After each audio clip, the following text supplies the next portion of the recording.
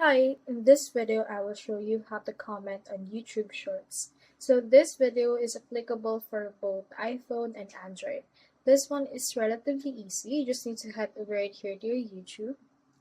And then once you're in there, it will automatically show you up into the shorts. But if it's not, and for example, if you're on the home page, you can just select a shorts right here and you should be able to open it.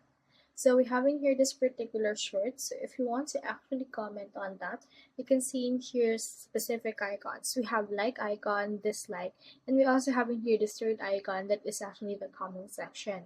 Head over and click on it. Then click onto this add a comment, and then make sure that you're actually logged in into your account in order to comment right here.